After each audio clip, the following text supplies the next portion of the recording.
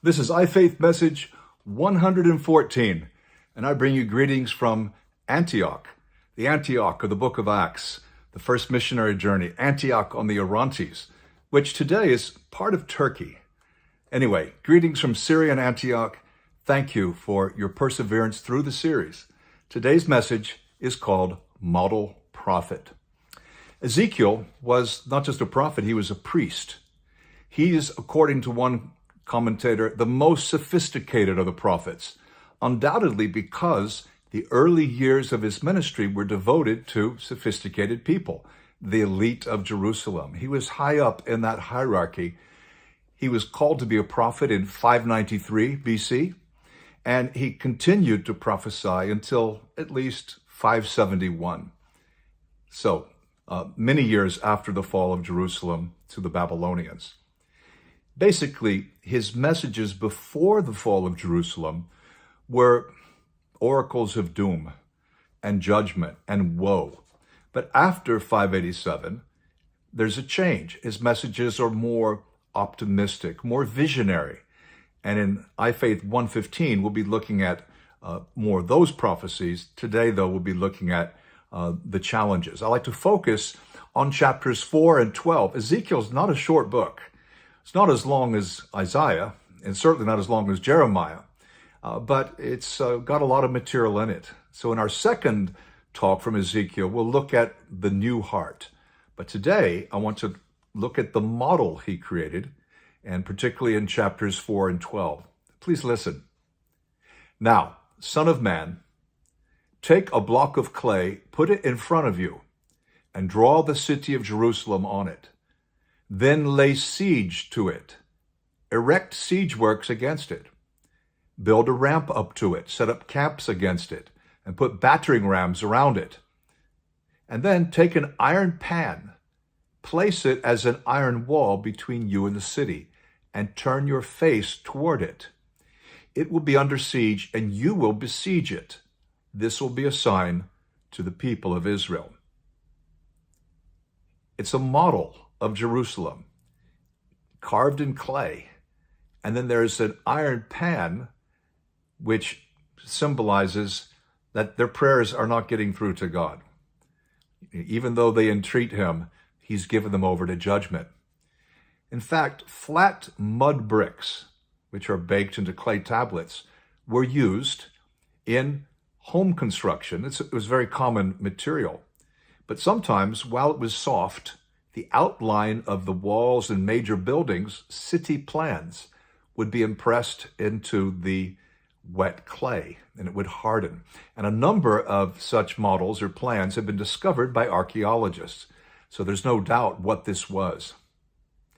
Ezekiel's engaging in striking symbolic acts continues the strange tradition represented by Isaiah, who walked barefoot and scantily clad for 3 years as a sign against Egypt, Isaiah 20, and Jeremiah, who carried a wooden yoke around Jerusalem as a token that the residents should surrender to Nebuchadnezzar, Jeremiah 27:28. It's not difficult to see the political relevance of Ezekiel's own symbolic actions concerning the siege and fall of Jerusalem. So the Babylonians are on the scene. They're on the world stage, and God will turn them over to the Babylonians. To put it more correctly, it's not the Babylonians who become Israel's enemy. It's God who becomes their enemy. Now, the prophets all communicate the message in numerous ways, interesting ways, creative ways. And we see amazing creativity and versatility in Ezekiel. Just going through the 48 chapters, here's what I come up with. We have the image of him being a watchman. He gets visions. He has prophecy. They're oracles. Visions like the divine chariot, the Jerusalem temple, prophesying against Jerusalem, against the mountains, against other nations, messianic prophecies. He eats a scroll. He is shut in and dumb. That is, he doesn't speak. We have this model with the map, and he's lying on his side for more than a year. An amazing thing we'll come to in a moment. He tells parables. They're two parables of a vine. They're political parables with puzzles. He pretends to be a fleeing refugee. We'll look at this in a moment. An impoverished diet, eating while shaking and quaking. He has a special haircut and burns some of his hair. He does a dance of death, and also a sword dance. There's a writing kit and marks put on people's faces or foreheads, the opposite of what we see in Revelation. They're proverbs that are reversed.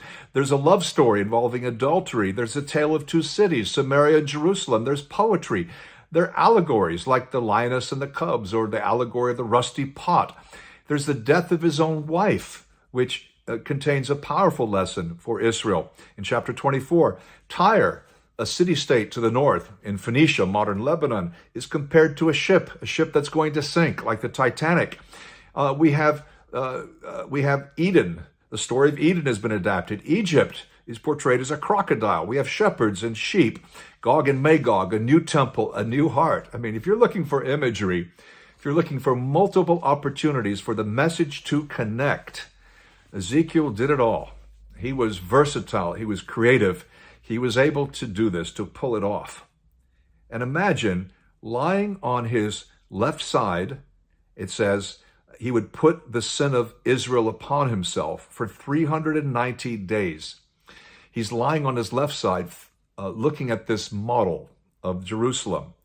And for 40 days, he does this representing the sin of the people of Judah. So that's 430 days. I'm not sure that he was immobilized the whole time, although he was tied up with rope so he couldn't turn. But the point is that God is holy, and he's giving up Judah just as he gave up Israel. I don't think it's necessarily, again, 24/7, but people would have seen what he was doing, and they would have got the point. We read this also in chapter 4. Take wheat and barley. He's going to make special bread. Beans and lentils. It's a surprising passage. You should just read it on your own. I'm not going to read the whole thing. Millet and spelt. Put them in a storage jar. Use them to make bread for yourself. And you're going to eat it during the 390 days on your side. Son of man, I'm about to cut off, God says, I'm about to cut off the food supply in Jerusalem. And the people will eat rationed food in anxiety and drink rationed water in despair. For food and water will be scarce. They will be appalled at the sight of each other and will waste away because of their sin. In some supermarkets today, you can buy something that's called Ezekiel bread. It's based on Ezekiel 4:9, and supposedly this is very healthy. I don't know if it's healthy or not, but that is not what the passage is. This bread is just whatever people could find. If you were wealthy, you could eat wheat. Poor people had barley. But this is a mixture of just whatever is at hand, like spelt. Just throw it together, do your best. And Ezekiel was told to eat that bread, which I don't think was very nice, and drink water. So it's bread and water. And this shows the famine, the impoverished siege conditions. That is, while Jerusalem is encircled and attacked by the Babylonians, who are starving out the citizens, people are eating very little, and they just have to make do, even with this so-called Ezekiel bread.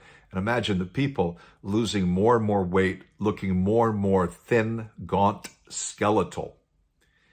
Now, did that not register? Did that not make people wonder, maybe God will turn us over to the Babylonians? Maybe judgment is serious and we should believe Ezekiel. Chapter 12. The word of the Lord came to me, Son of man, you're living among a rebellious people. Therefore, pack your belongings for exile, and in the daytime, as they watch, set out and go from where you are to another place. Perhaps they will understand, though they are rebellious people. During the daytime, while they watch, bring out your belongings packed for exile. Then in the evening, while they're watching, go out like those who go into exile. While they watch, dig through the wall and take your belongings out through it. Put them on your shoulder. As they're watching, carry them out at dusk. Cover your face so you cannot see the land, for I have made you a sign to the Israelites. So now he's acting like someone who's trying to sneak out of Jerusalem. He's a refugee. He's leaving. He's digging through the wall. He waits for it to get dark so he can't be discovered. More drama. God is just trying by every possible means to help his people to see that judgment is on the way. The Babylonians are for real. You're going to go into exile. There's hiding. There's shame. In fact, in the next passage in 12:12, it even refers to, it's called the prince, but it's clearly speaking of the king of Jerusalem who will be trying to sneak out. And if you know the story, what happened when Zedekiah fled, the Babylonians caught him and then they took him away. They executed his sons and then they blinded him. It was a horrible end. And so we see in Ezekiel's ministry the power of illustration, not just stating abstract truth. You're not pleasing God, watch out. He's helping them to see what's going to happen. There's going to be a siege. This is the model. That's you. Here are the Babylonians coming around you. And here's this iron pan that's between me and you. So, it's like the separation from God. We see the power of personal involvement. Ezekiel lives his message. He lives out his message. And I don't just mean he wasn't hypocritical. He was obedient. I mean, he lives it out dramatically. He acts. And this also shows us the certainty of judgment. We also see in chapter 17, chapter 12, the word of the Lord came to me, Son of man, tremble as you eat your food. Shudder in fear as you drink your water. Say to the people of the land, this is what the sovereign Lord says about those living in Jerusalem and in the land of Israel. They will eat their food in anxiety and drink their water in despair, for their land will be stripped of everything in it because of the violence of all who live there. The inhabited towns will be laid waste, and the land will become desolate. Then you'll know I'm the Lord. He's even supposed to shake and tremble. Maybe he was trembling anyway with that horrible diet, but he's shuddering. He's quaking.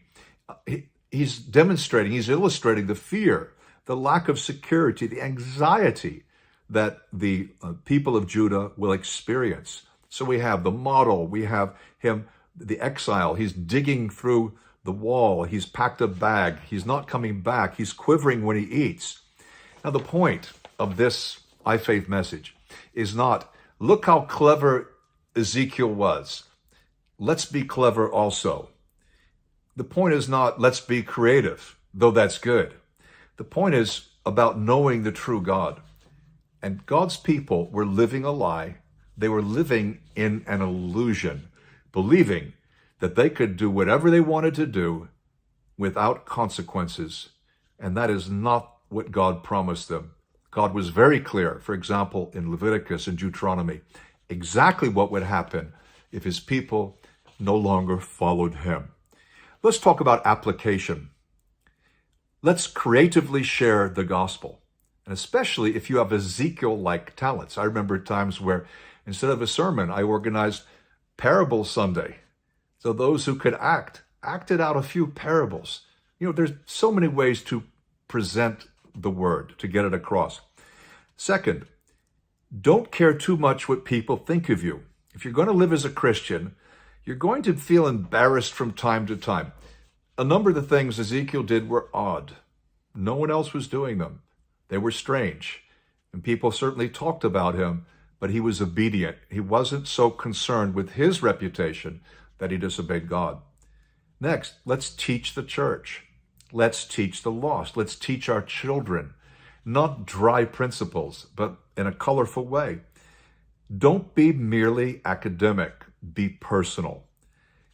Think of the heart of Ezekiel. It reminds me of 1 Thessalonians 2:8, where it says that you were so dear to us. We shared with the gospel of God with you, not just the gospel of God, but our lives as well, because you become so dear to us.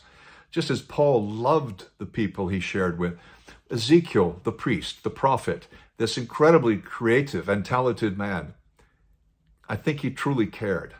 He truly cared for God's people, and that's why he was obedient. That's the heart of Ezekiel. Well, Ezekiel, model prophet. Next, Ezekiel and the promise of the new heart. Thank you for listening. God bless you.